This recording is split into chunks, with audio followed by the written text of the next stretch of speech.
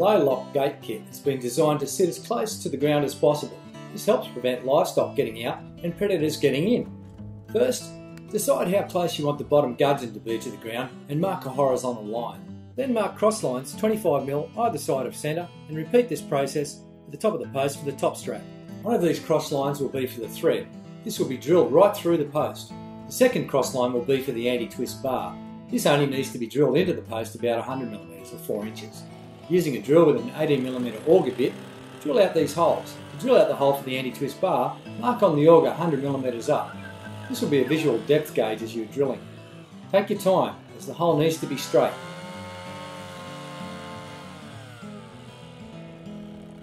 While drilling through the post, let the auger do the work. Don't try and push it through. Occasionally, pull the auger out a bit to help clean out the wood chips. Insert the bottom gudgeon into the holes that you've just drilled. Remember to include a nut and washer on both sides of the post. Now, get the gate and sit it on the bottom gudgeon.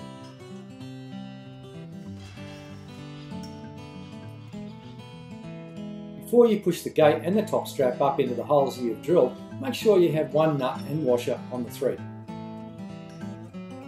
Once it's in place, thread the remaining nut and washer onto the back of the gate kit.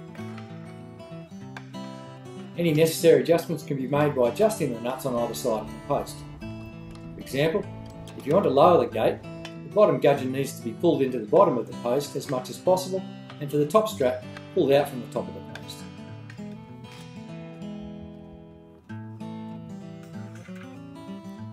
Stand back and see how your gate is sitting and give it a bit of a test swing. And there you have it, a smooth swinging gate on a gate kit that has been adjusted to your unique terrain. This gate kit will stand the test of time thanks to its strong design and hot dip galvanised coating.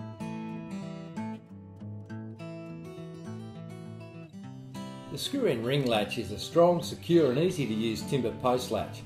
It's available with a standard hook latch or a spring hook latch.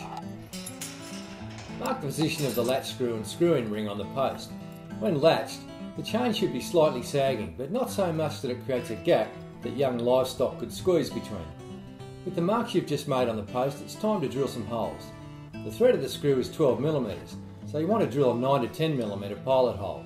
Unlike the holes for the gate kit, where you drill an oversized hole to allow for easy adjustment, you need an undersized hole for a latch. You can now screw the latch into the post. The easiest way to do this is with a shifter. This will take a little effort, but the results are really worth it. Don't be tempted to drill the hole too big, as you don't want the latch to pull out of the post when stock pressure is applied.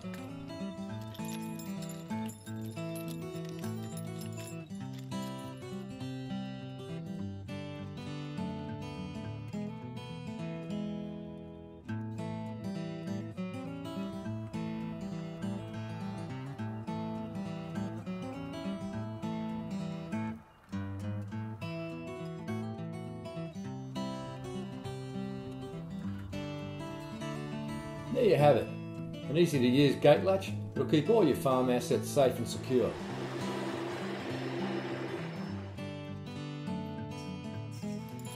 To see our full range of gate kits and latches, visit www.rotechproducts.com.au or give us a call on 1800 004 940 to request a catalogue.